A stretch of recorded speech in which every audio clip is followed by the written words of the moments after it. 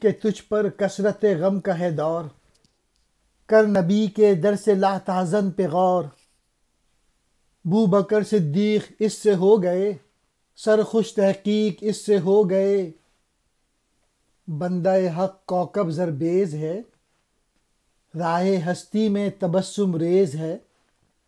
بندہ حق ہے تو غم سے ہو رہا، تو خیال بیش و کم سے ہو رہا۔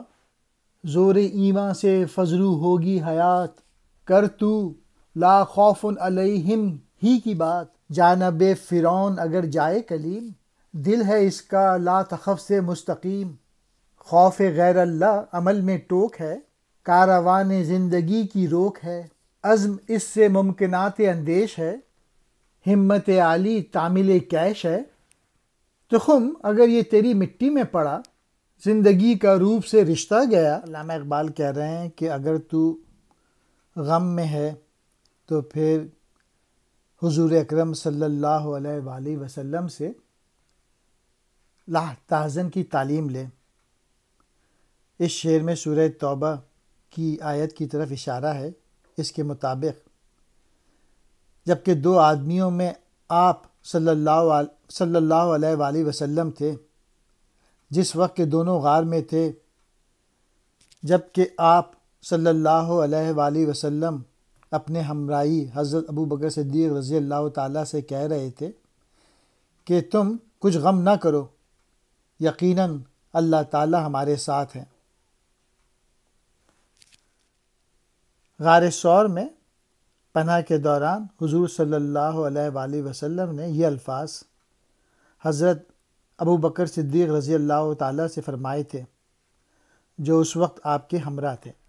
اس سبق نے حضرت ابو بکر صدیق رضی اللہ تعالیٰ عنہ کو صدیق بنا دیا اور حقیقت کے پیمانے سے انہیں سرشار کر دیا۔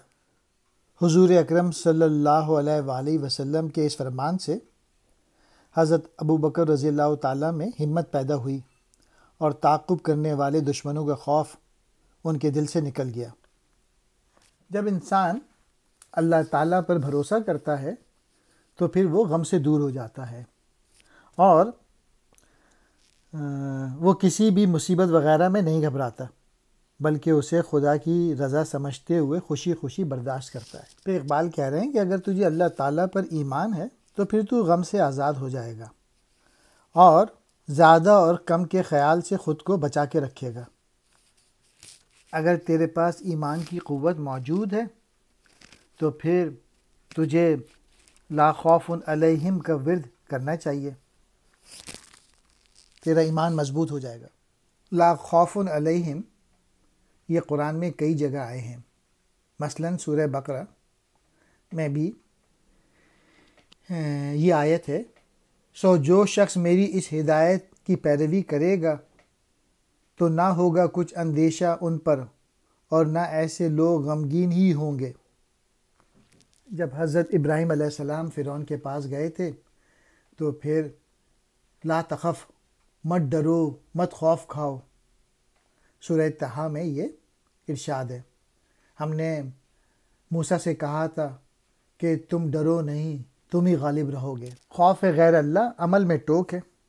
اگر کسی غیر اللہ والے کا خوف آ جائے انسان میں تو پھر انسان عمل نہیں کرتا اور یہ زندگی کے قافلے کو لوٹ لیتا ہے۔ خوف انسان عمل نہیں کر پاتا، ایگزیکیوٹ نہیں کر پاتا اگر وہ خوف میں رہتا ہے تو۔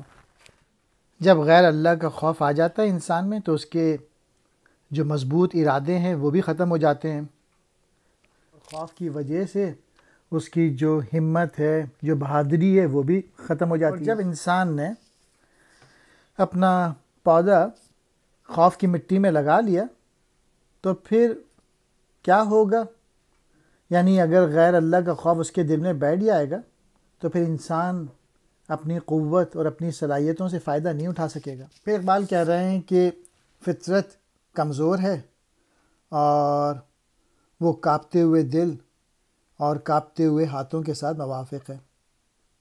غیر اللہ کے خوف میں طاقت تو نہیں ہے، ہاں جو انسان غیر اللہ کے خوف کا شکار ہو جائے تو پھر اس خوف کے باعث وہ جد و جہد اور عمل سے بیگانہ ہو جاتا ہے اور اس کی زندگی بے مقصد ہو کے رہ جاتی ہے۔ اس لیے کسی کا خوف نہ کریں سوائے اللہ کے، کسی سے نہ ڈریں۔ سرخوش بہت خوش، تحقیق حقیقت، خیال بیش و کم، زیادہ اور کم کا خیال۔ کلیم حضرت موسیٰ علیہ السلام کا لقب، کلیم اللہ، اللہ سے کلام کرنے والا۔ فرعون، اس نے خدائی کا دعویٰ کیا تھا۔ تخم کہتے ہیں بیج کو۔ زندگی کا روپ یعنی خود نمائی، اپنی ذات کا اظہار۔